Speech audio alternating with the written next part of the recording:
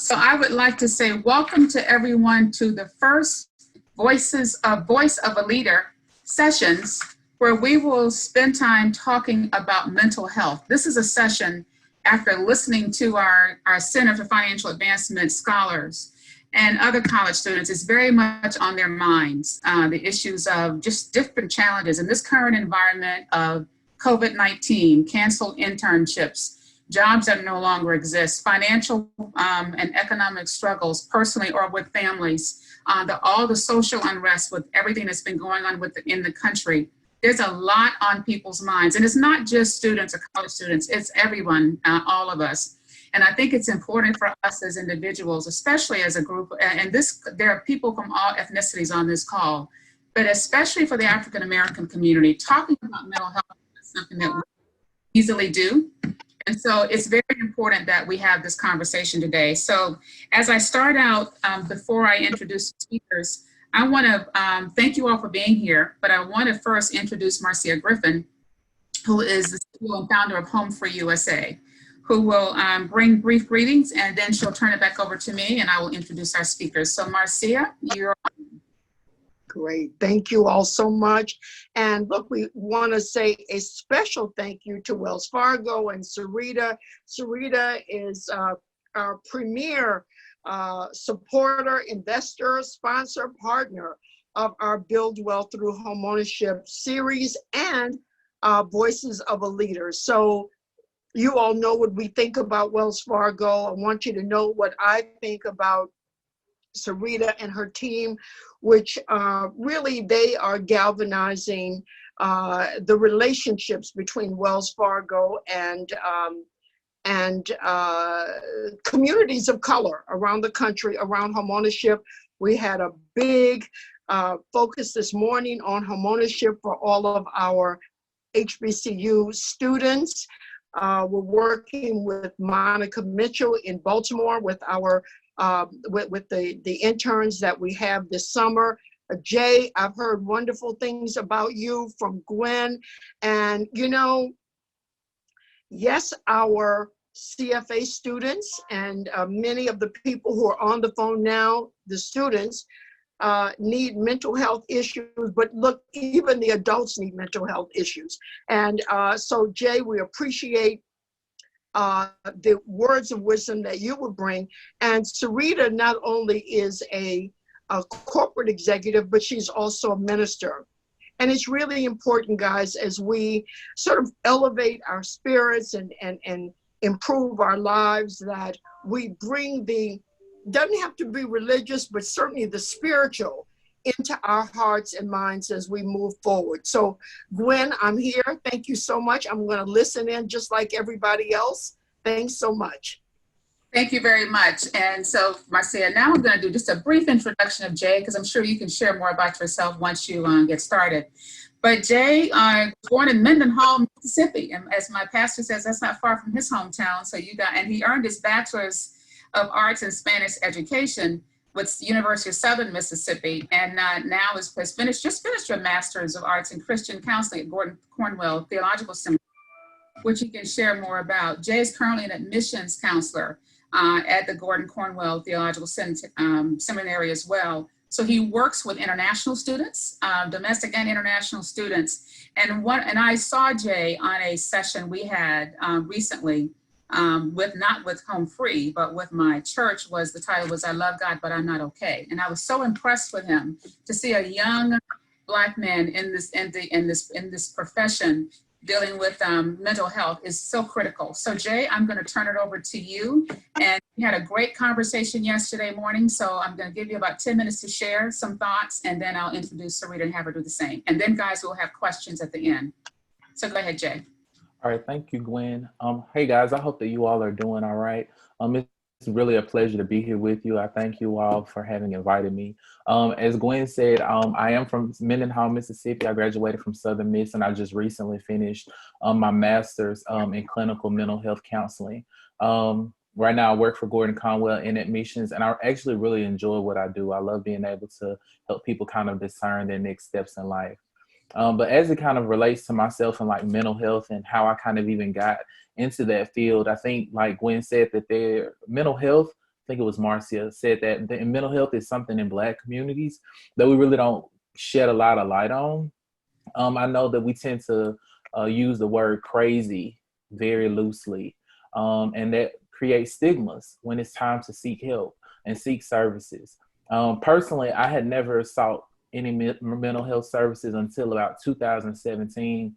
I started my master's program fall of 2016, and like by March of 2017, things were just kind of heavy. To tell you guys a little bit more about me, I grew up in a two-parent household, but by the time my freshman year of college, my dad died. So that made our household kind of shift, and things shifted for me. So even though I'm the youngest of four, I was just used to kind of like taking that burden off of my mom. I didn't want to be a burden in any way. So that means like when it comes to my bills and my responsibilities, that was for me to manage and for me to handle. And I had gone from working full time before I had enrolled in my master's program to working part time while I was in my master's program, and I still had full time bills and I had full time course loads, and there was all these things just kind of converging to a head. I remember being at my residence at the time, and there were several instances where I felt like I was just kind of seeing things. I don't know. I know it sounds crazy maybe to talk about, but it feels like, I kind of like this paranoia. So I knew I had to seek help at that time to kind of just get everything that was going on within me out. And I think a lot of times we undervalue how much talking and just getting those things out really help. We'll sit here and go through so many things in our minds. We'll think about the worst case scenario, the best case scenario, and everything in between. And we never have a place to kind of just let it out. And it keeps cycling back and forth in our mind. And for me, I found that talking with somebody and just really getting it out helps me put words to what I'm feeling, helps me put words to what I'm experiencing. And it helps to kind of break the cycle, I guess, in my mind so much of thinking so much about, what's the worst that could happen. So even with me seeking mental health services, I think one of the first things that I've learned for myself, and I would encourage you guys with, is self-compassion. Like, we're our biggest critic, are we not? Like, that's the first thing. We're so hard on ourselves. A lot of times we have these higher standards of perfection. And you know what, to be honest, as a student, even through school, like, I knew I was capable of A work, but sometimes I had to make space for myself to just be human, to say, look, Jay, you got all of these other responsibilities that you got to take care of. You got to read for this, you got to write for that, you got to work over there. You got all this stuff in your personal life that you're having to handle. It's not necessary to shoot for the A. It's okay if you don't get the A this time. It's okay to just have a B and be okay, because B's get degrees too. I'm here to tell you that, show myself. Looks like Jay's camera froze for a minute, so we will get him back in. Ourselves to show it to ourselves the most. And I think with that, a lot of the work that I do with my clients centers around acceptance. Acceptance isn't necessarily liking your personal circumstances or whatever is going on in your life. It's not that at all, but acceptance is acknowledging that it's going on and kind of feeling, I guess, indifferent towards it. Or however you feel. Like, for instance, right now, COVID is going on and I'm frustrated. And I mean, I wish that I could go out and be with my friends. I don't always like doing work from home. I like to, go to Starbucks and different places. But right now, I've been confined to these certain spaces, and it frustrates me. Like, I really, really want to get out of the house. But I have to consciously make a decision to just accept that that's something that I'm having to live through at this present moment. Like, certain things are just beyond our control. I think it's it's foolish for us to think that we have as much control over our lives as we do, because so much outside of ourselves is beyond our control. And I think 2020 is really showing us that.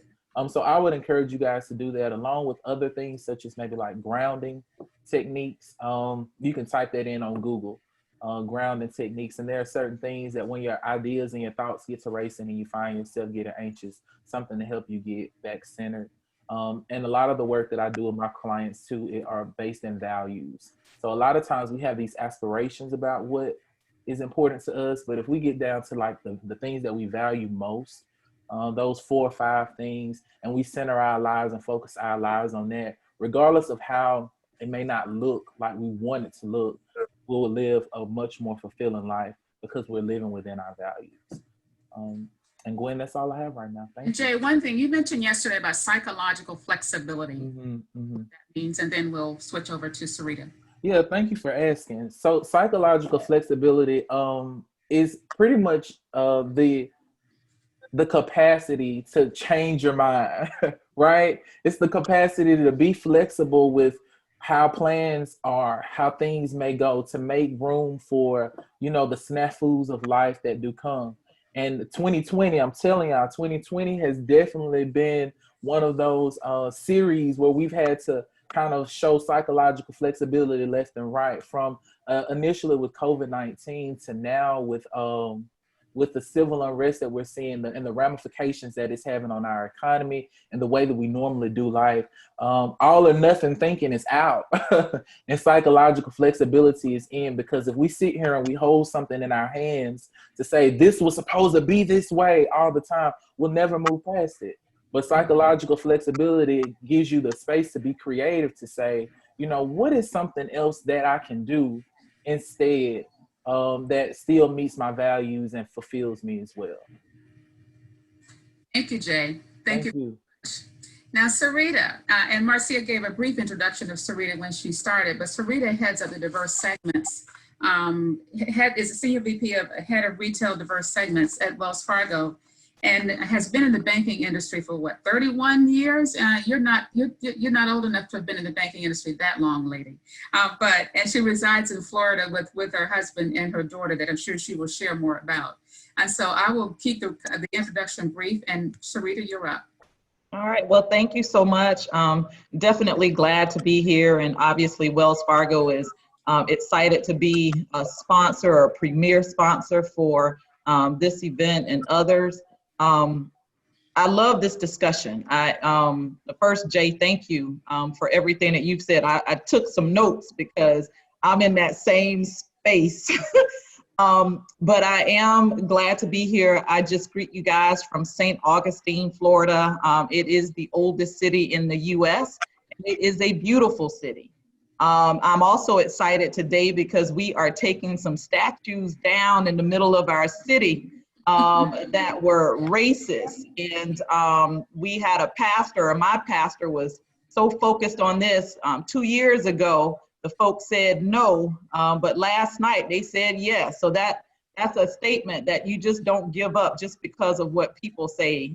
So I'm really excited to be here today and talk about my little bit of a story.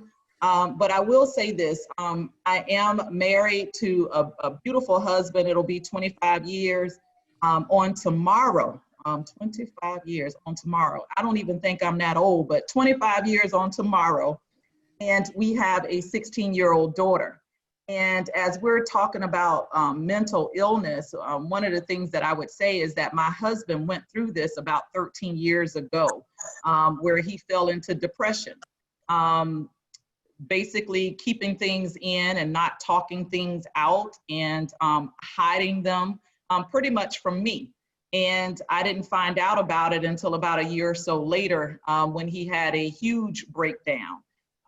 And so we've been dealing with mental illness for a minute. And I would say, Jay, that's the statement. I remember telling my father about it. And I remember my father saying something like, he looked sick. And I'm like, you don't look sick, with that. But that goes back to kind of how we think about it, or calling people crazy, so on and so forth. But my husband actually loves to talk about it because, again, he's Marine, military, someone that I've always looked up to, and I still continue to look up to because he was courageous enough to break and allow us to help him. And so, with that, he goes to a therapist, he goes through different things. And here recently, he just went through a little bit of a breakdown, just given the recent events with George Floyd and all of those different things. And I always like to tell people, I know what it's like to be Black and a Black woman, but I don't know what it's like to be a Black man. And I could not figure out how to help him at the time that he broke down in front of me and my daughter. But one thing that I can tell you guys is that even for me, my mental status is somewhat in question, because that's when you have to uphold your family, uphold your husband, be there for your family, even in the midst of this pandemic. I'm used to traveling 95% of the time, and today I'm home 100% of the time. And so not being able to get out, move around, and do the things that I used to do, it's definitely something that's unsettling for me.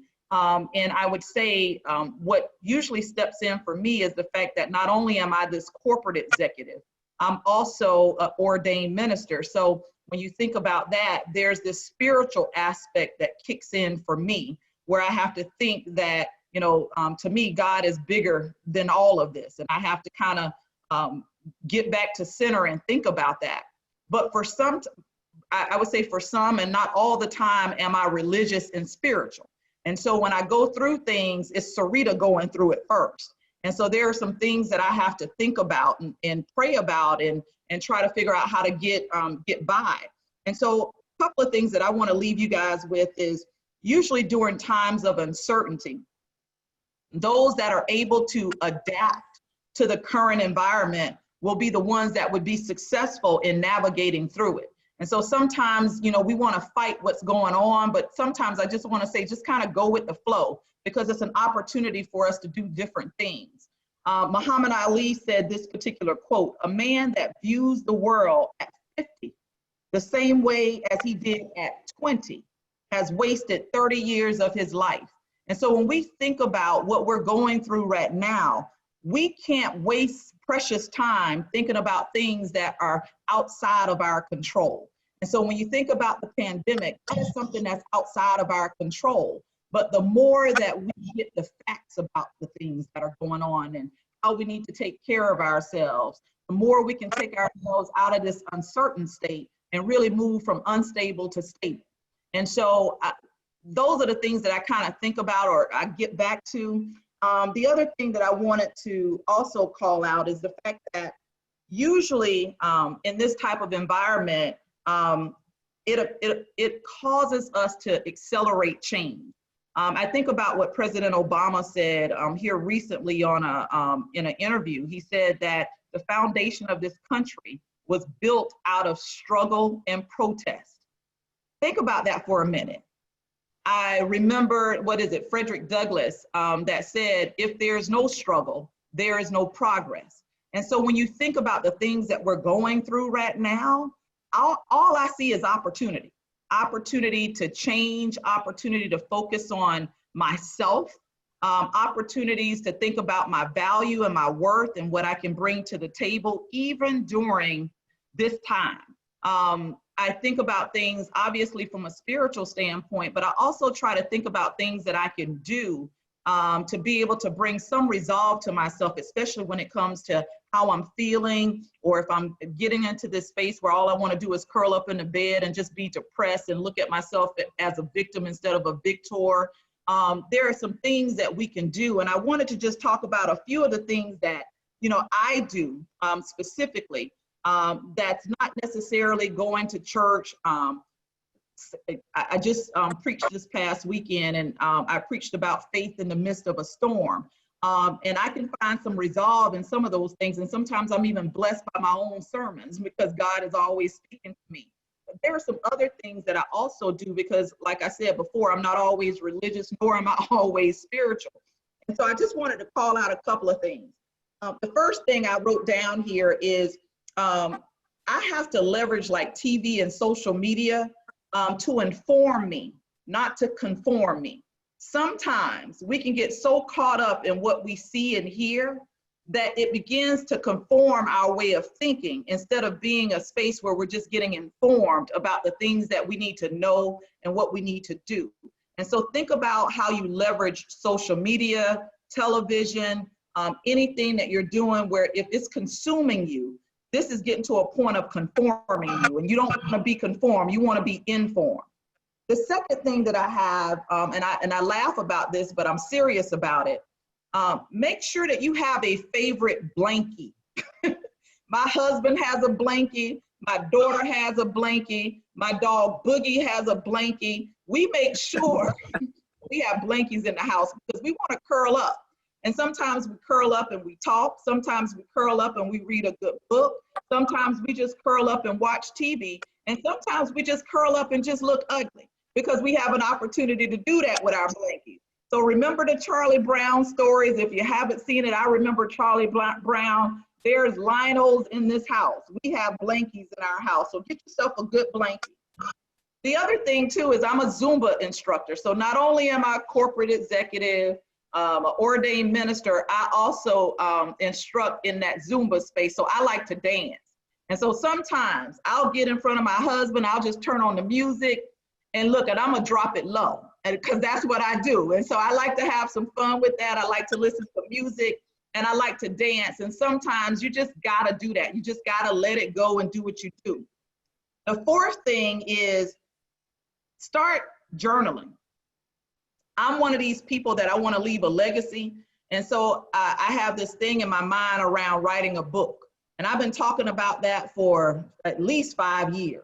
And so now what I do is I usually leverage this time to journal and write things down, because if I want to write a book, it's going to start with my journaling.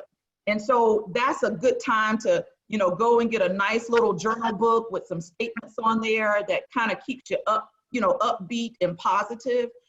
And so while you read those quotes, then you say what those quotes mean to you and you just jot it down. So that's a good thing to be able to do during this time frame. And the last thing that I'll say is talk it out. I have the gift of gab.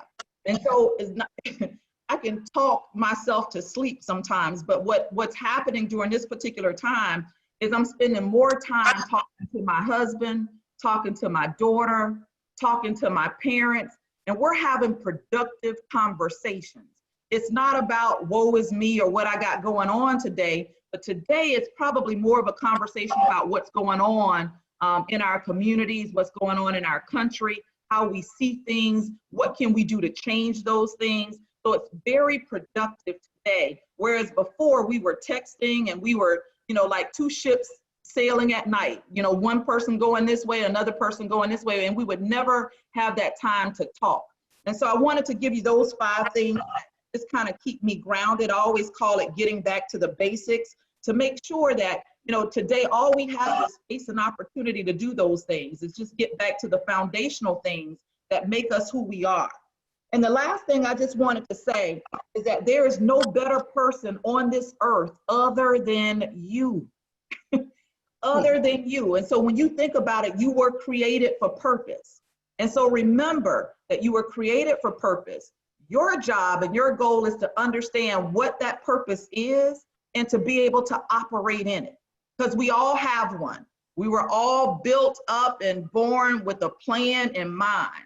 And it's our job to make sure that we understand what that is so that we can operate in it. And so remember that the time is now for you to focus on you and to make sure that you can come out of this the best you that you've ever been. That's my story. Sticking to it, huh? Yeah. All right. So, Jay, what are your personal coping things that you're willing to share with us, no matter how fun or crazy they are? What do you do?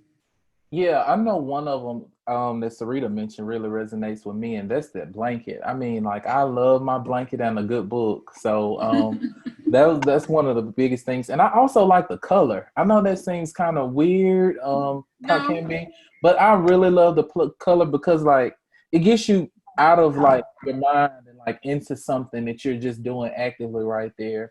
And probably the last thing that I really had to take advantage of with this beautiful weather in Charlotte is to go outside to take a walk, to kind of, and without like device, without technology or anything, but just to kind of like be in a space by myself without any other interaction. Those have really helped me. Thank you, guys. So my first question, when you think about, you've often heard when you come to work, leave whatever is going on at home, right? But in the current environment, that when we walk in a door, we're bringing our whole self, and often people will try to suppress what's going on that's got them stressed and not take it to work, but it finds ways of coming out in a bad way. Sometimes it can hurt you in terms of your performance. But either one of you, what are some suggestions you would have for how do you deal with your stuff while you're on display at work having to get work done?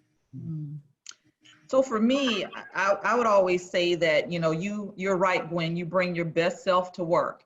And let me tell you something, I have some BFFs at work, those that I can call and talk to, particularly when I'm going through something, whether or not these are people on my team or whether these are folks outside of my team, doesn't matter the color. But there are some BFFs that I have at work. So you always want to make sure that you have an opportunity to be able to tap in to someone at work.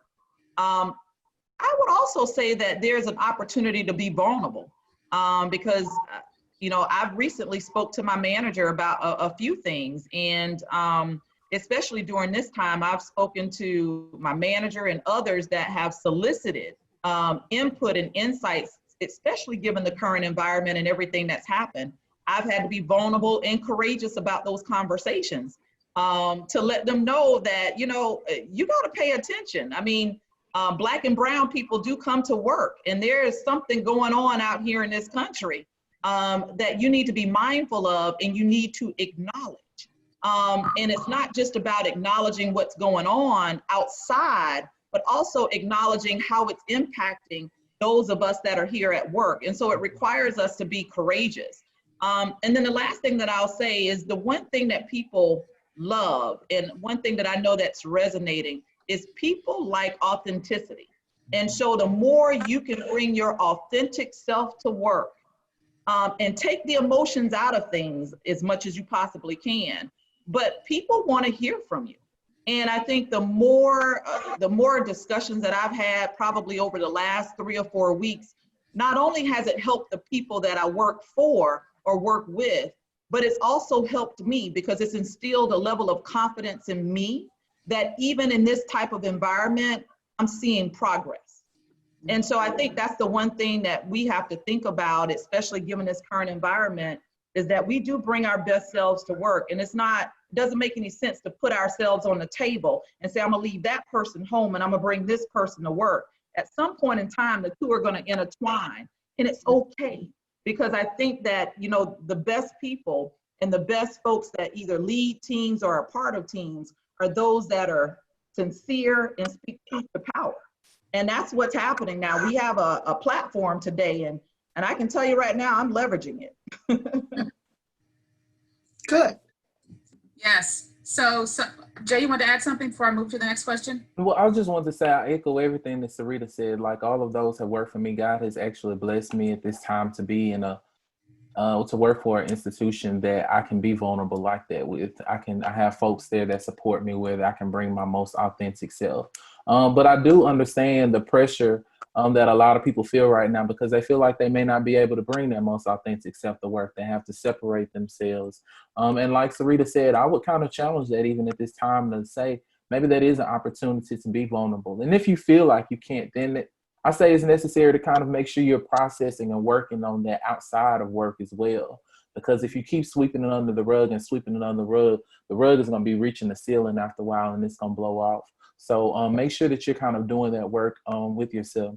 The last thing I would probably say is, you know, when you encounter those issues, maybe in the workplace, those frustrations, especially as it relates to like racial issues, is to kind of depersonalize it and not to see the person as the problem, but the problem as the problem. So if we all can begin to see the, you know, problems as problems and not people as problems, then we can really make productive strides to changing systemic racism and other issues that we see currently within our society. And one of the things about the authentic self, and I see a question that came in, and I think you may have answered it. The question is learning that I am a spiritual empathic. How could I ground myself so I can be or find my authentic and true self without everyone else's energy attaching to mine? Does that make sense? Yeah. And the question was for you, Jay. Well, I probably would actually say I'm a lot of an empath as well. I think a lot of that comes through my work as a counselor with clients. But I think that one of the things that has helped me the most is to really have firm and healthy boundaries. I can't be everything to everybody, because I can be what I can be at this time, and to be able to put those limits on that. And I think sometimes boundaries are scary for people because for us to use, because it's like you're shutting other people out, or we have a hard time telling others no. But there are kind of ways to still express yourself and do it authentically, without necessarily rejecting or showing rejection towards a person. So that's honestly, I would say, like, begin to kind of see what's most important to you, and then see how can I put those boundaries around myself in order to make sure that I'm still protected and getting those things that I need, because you don't want to overwhelm yourself at all. Thank you. And another question that came in, and I'm getting questions via chat and via my phone. If you lose a friend or a relationship that you're deeply attached to, how do you break that connection so you can focus on your life ahead? Because loss can happen right now, especially COVID, with the protests, even with the separation of not being at school, because everybody had to leave campus like overnight. And it's really been a very big mental strain. So how do you detach so you can keep on moving forward and not get stuck? For me, it's interesting. The best way to detach is to really create an opportunity that I'm attaching to something else. And so, and this is in relationships and everything. It's like I have to bless and release over here, but there's something that I'm picking up over here. So whether or not that's time that I spend doing something else, it could be exercise, and it could be some other things that I might be attaching to that are going to be for my benefit.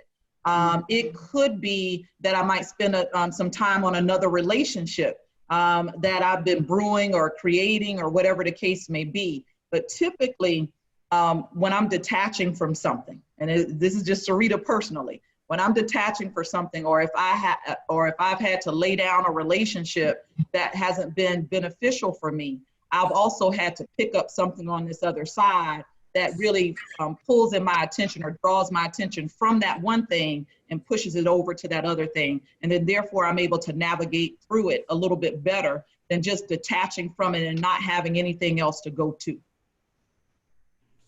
I echo those sentiments as well. I find myself, honestly, for me, detachment is difficult, especially from certain relationships. I find that to be difficult. But to remind myself of why I'm removing myself from this relationship, or why that detachment was necessary.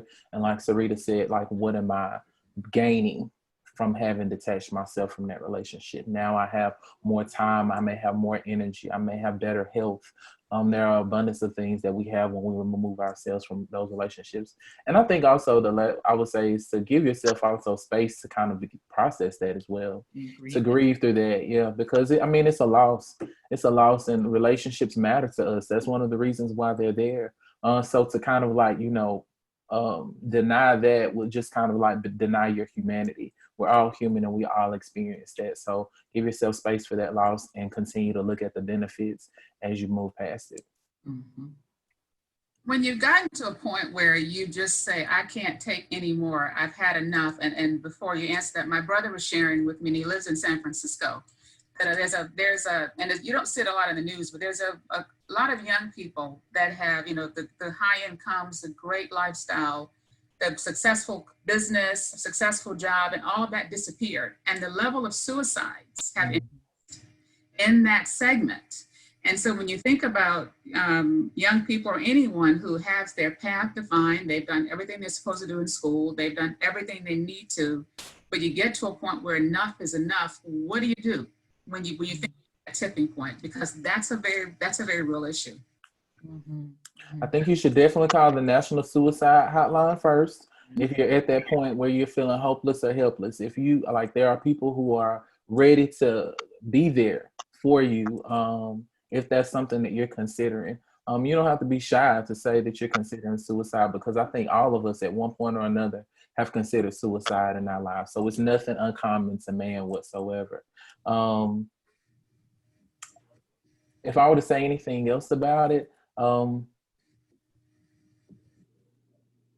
no, I think that's all I have. I'm sorry. Okay. And Gwen, I was just going to say, for me, I know that when my husband went through it, it was because we transitioned from Jacksonville, Florida to Charlotte. and my husband left a job of 16 years. And I'm pursuing my dreams. And at that time, he wanted to open his own business, and it just wasn't successful because that was a new territory, new environment, so on and so forth. And because of that, the depression just fell in. And the best thing that he did was he picked up the phone and he called and asked for help. And so I do believe, you know, calling the suicide line is one thing. If you're at the brink of it, you're not quite sure you're there, just outright talking to someone. He talked to his twin brother. And it's interesting because his twin brother was going through the same thing. And neither one of them knew about it because no one wanted to share. And the minute they shared, the minute they realized that they were going through the same thing, and so therefore they were able to help each other. They still help each other to this day because they're sharing the same level of mental illness, which is depression and anxiety. They share it together. And so those conversations are continuing to happen today. And then both of them also go to a therapist. So they have the opportunity to talk about it with someone that's not part of the family, where they might feel like somebody's looking at them funny because they're feeling a certain way. So again, I would just say this is the opportunity to reach out and not feel embarrassed by it because it's more common than you think. I'm sorry, Sarita, what I was going to add, I see someone left, and this was for you actually, Sarita, in the comments about 2 affirmations. And I think that constantly reminding yourself of your worthiness, like you're not worthy, you know, once you hit 25, you're not worthy once you reach a certain income level. You're not worthy once you get that house or that degree, like who you are and where you are in life right now. You're completely worthy. You're worthy of all the goodness that God has for you. You're worthy. You are enough. And I think reminding yourself of that and detaching from the things, because like we tend to tie our identity to things that we do or things that we have as opposed to just who we are. So when you ask somebody, you know, about themselves, the first thing they begin to brag and boast about is all the things that they've done or all the things that they have. But it still leaves little to be determined about who the person is. So inside, I think you have to kind of begin to do that inner work with yourself to say, like, I am enough, regardless if I'm 20 pounds or 250 pounds, like, baby, I'm good enough. And it's okay. It's okay, you know? It is. And thank you for that, because I saw that question and my 2 affirmations, and they've been my affirmations from when I had nothing to what I've accomplished to this day. The first one is, I am that I am. I was created for purpose. There's no reason why I'm here for a reason, and making sure that I understand that is critical. My second one is, I love and I value me. Because if I don't love me and value me, who else will? And so I don't gain, just the other day, and I'll be vulnerable here. Not recently, you know, I've worked very hard here and done a lot of great things, and I got a performance review, and I've never gotten anything less than, you know, a meets or an exceeds. But I saw on there a couple of, you know, needs to improve. And I'm thinking, what, you know, so I disagreed with it. And I was about at the brink of cry. And I mean, and at a leadership role, like, you know, an hour later, I got another call that I got to get on and lead people. So I can't just break down and give up and just say, this person just doesn't get it. But there was one thing that I said, and I said, you know what? My value and my worth is not tied up into this checkbox that you just clicked. That statement in and of itself gave me everything that I needed to be able to move on, because it was not tied into what somebody thought of me. That was just one person's thought. Right. So if I don't think and value myself, you know, and if I don't love myself first, then I can't expect anybody else to do that. And if you do, then that's where you fall into, you know, some challenges. Because if you're looking at people to value and hold you up and stand you up, I will tell you, they won't meet your expectations. And so again, love and value yourself and know that you are who you are, and God created you for purpose. And so just make sure that you stay true to that and believe that. If you don't believe anything else, believe that. I will tell you, it will take you further than you would expect, because people will hurt you. You know what I'm saying? Because they will never meet your expectations. And so the minute you realize that people should be there to benefit you and to support you and move you forward, the minute you realize that, and not that they're there to carry you, that they're there to validate you, all of those different things. Once you realize that, the sky's the limit. Mm-hmm.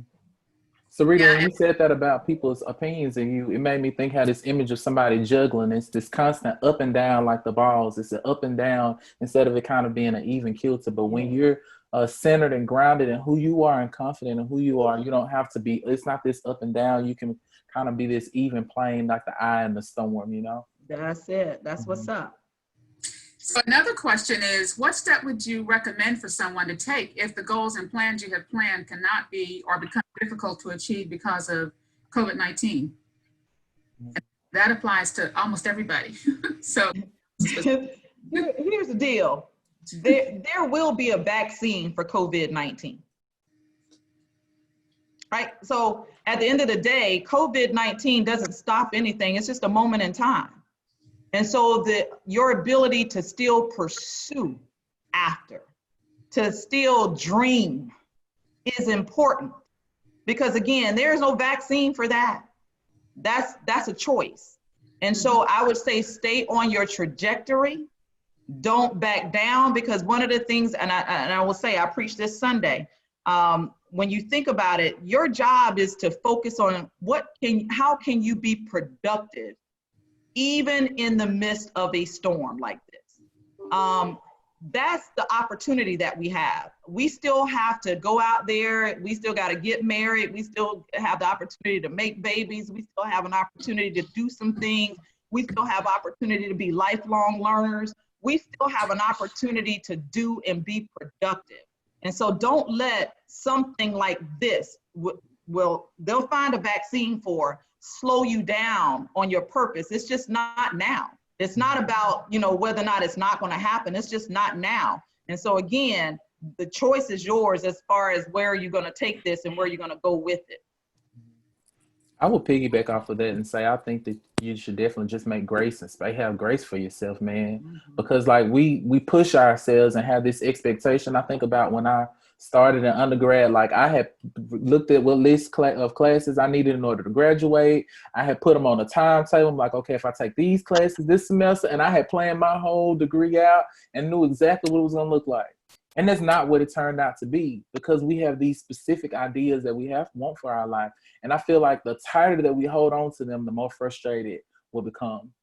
So I would definitely say make space for that. And then I think right now is such a unique time during COVID-19 to explore like a lot of that creativity and these ideas that you guys may have been having at this time. I know that's definitely what it's been for me, to kind of tap into those things. And we're seeing business being conducted in a new way. So it's like, so if I had this idea about what I wanted to do for my future, if COVID-19 happened to happen again in 2029, how can I set myself up for success in the future to make sure that I'm still chugging along as well? We see the businesses, we see the churches, we see the other institutions that are still progressing and still remaining afloat. And you see those that have kind of tethered off because they haven't had that bandwidth to do it. So I would definitely say that incorporate all these things into your plans, this creativity, into what you want to do in the future. And it may actually set you up for better success, or maybe even like entrepreneurship for yourself in the future that you may not have considered prior.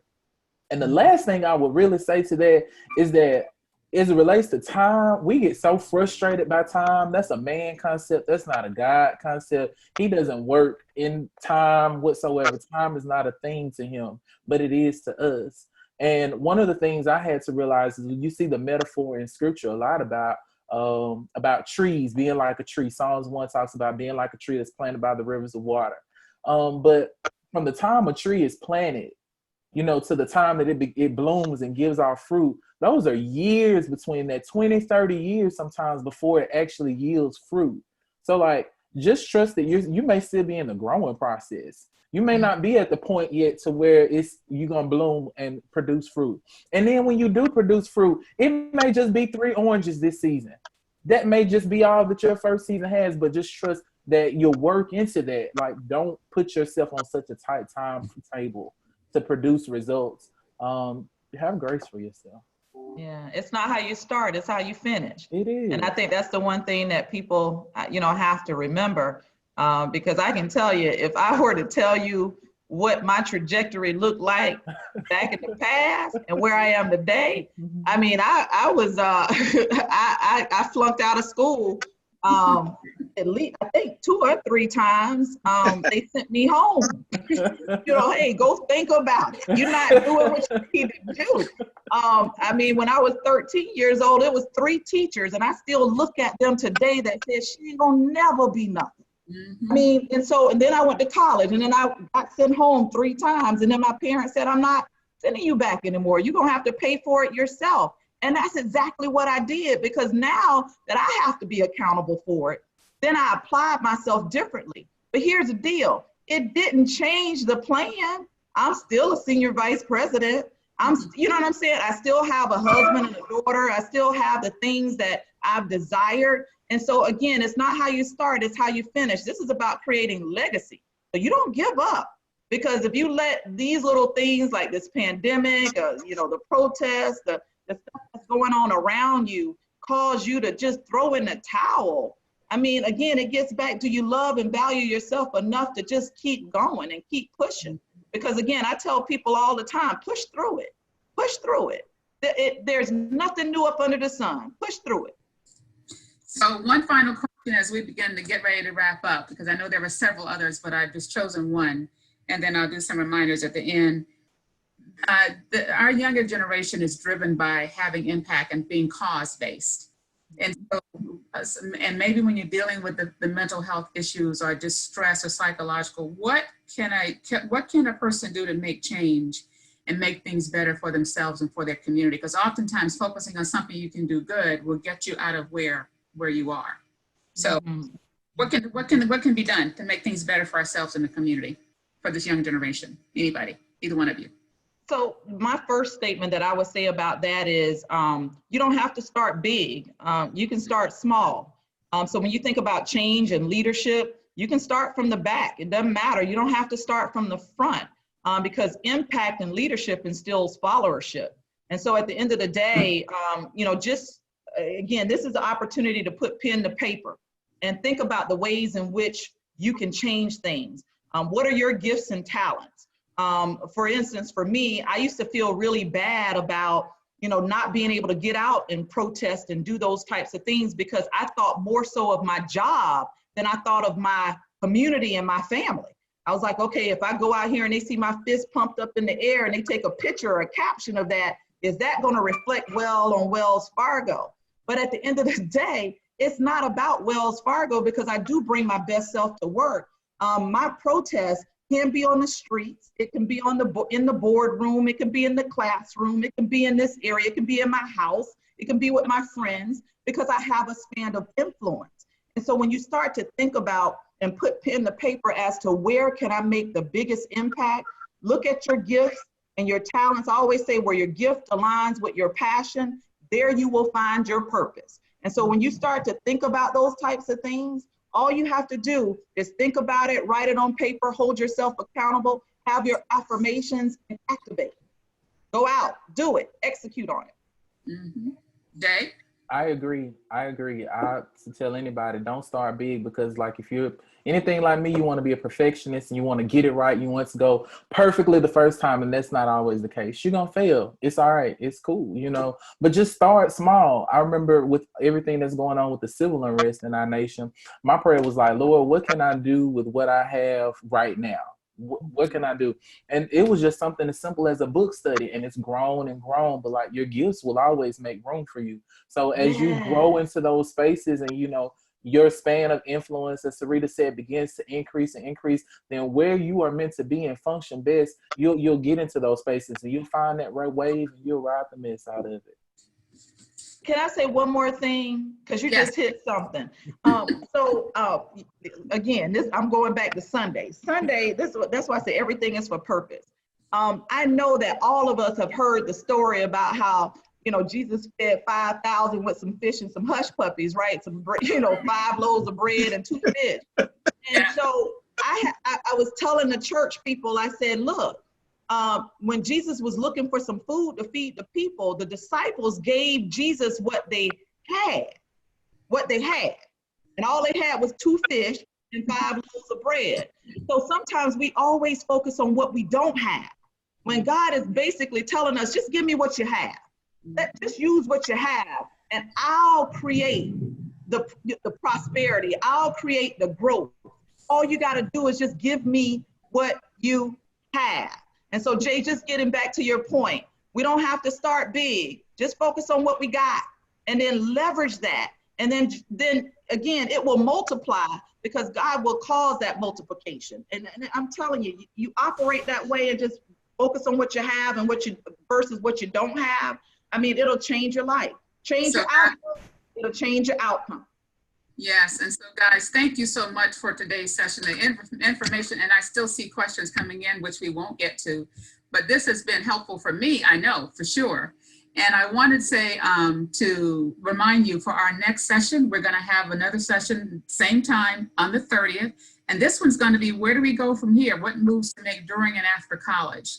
And so I encourage you to be on that call, on that session, invite other speakers as well. We have a dynamic young man who will be presenting, who at 27 years old, his job is recruiting CFOs for Fortune 500 companies. At 27, a young brother, go figure.